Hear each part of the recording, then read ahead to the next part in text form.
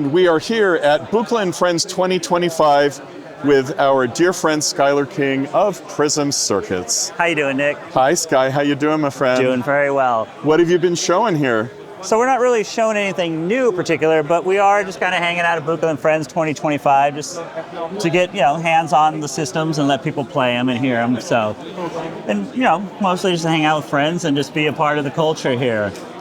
I haven't seen that sequencer before as part of the Quasar system that you have there. Yeah, this will probably be a new expansion I'm going to release soon. I always start products with I build them for myself, and then they become a product because they're very useful. But we have the Quasar system here, which is pretty much our most popular system. I love my Quasar so much. Yeah, it's incredible. More of a drone, esoteric system, not really meant to do melodic stuff, but it could if you wanted to, but it's more for just drones and textures. So that's kind of what we're just showing here. And over here, we just kind of have a custom paper face system too that we're just kind of showing off too. So it's not a system that's available on the site, it's more of just a custom build. So. Well, but that's a big part of what it is that you do, right? I mean, people are able to design their own bespoke panels and set it up to be whatever it is that they want it to be. Of course, yeah. Right? Keeping it true to the original that any system could be any layout at any time. So keeping, as we all know, the paper panels, it makes it very easy to be very versatile for building for myself and also for building for the DIY customer. So let's talk about that for people that might not be all that familiar with Prism Circuits. You actually sell two different kinds of products, right? Do you want to mention that? Yes. So we do sell the PCB and panel kits. You can buy all the cases from me, the power supplies. I sell a couple rare ICs that you would need that maybe be a little harder to get. So I kind of try to sell stuff that would be hard to get.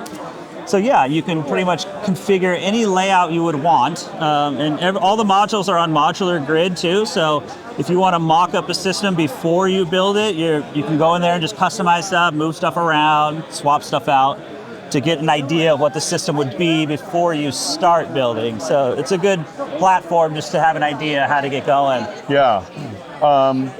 And I believe you also sell Loudest Warning modules, right? Yeah. Now we're starting to do individual modules in the Loudest Warning format, just for the people that maybe want to build one module and just kind of build module by module instead of having to build a whole panel at one time. So it makes it a little more convenient for people that way. That seems pretty great for beginners who might not be sure if they want to dip their toe in the water with this stuff. Exactly. That much. And it's cool because you can mix and match other people's builds too. So It kind of feels very Yoraki where you can have other builds in there and a paper face oscillator next to a new oscillator. So you're real heart's content of what you want to put in your system. We're living in such a wonderful golden era of synthesizers now that you can easily mix and match stuff from 40, 50 years ago with stuff that's modern day. It's wonderful. Oh, totally. Yeah, we are in the golden era for sure. It really allows you to customize what you're building. Now, for people who haven't built any of your DIY PCBs before, there is a couple of things that I'd like to mention to be able to let them know. And the first one is about the actual layout of the PCB. So you're using a lot of schematics from the 70s, but the layout that's on the printed circuit boards is decidedly not so. Do you want to talk about that real quick? Yeah, they're reconfigured. They're not exact one-to-one copies of the original PCBs, but they're designed in a more modern fashion, maybe designed a little bit better than they were back in the day with better ground planes and probably thicker copper layers and stuff. But yeah, they're very easy to build. All the parts have the correct values on there, so it's not like, I got to look up R23 and I have to look on a sheet of paper to see what R23 is. The actual value of each component is labeled on the PCB for effortless building. 100K says it, you put 100K there. You don't really need to look on a cheat sheet to build each module.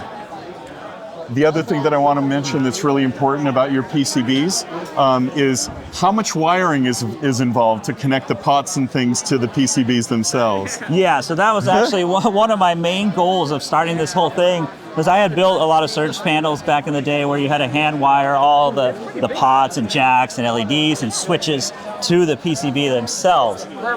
And that could be quite tedious if anyone has done that before. So my goal was to completely, get rid of that kind of thought process and just make the modules mount right to the panels themselves.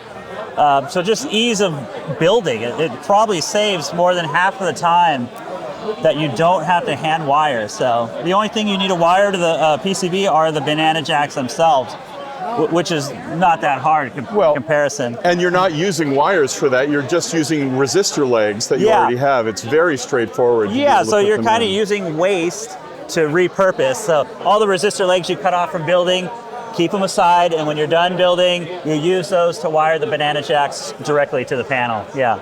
It's wonderful. Hey, Sky, before we wrap up, tell us about your new album. Oh yeah, I just did a concert last month or a couple months ago. We did a live concert at the Oracle Egg. If you guys want to check it out, it's on Spotify, Amazon Music, iTunes. You just look up Skyler King, and the album is called Live from the Oracle Egg, if you want to go check it out.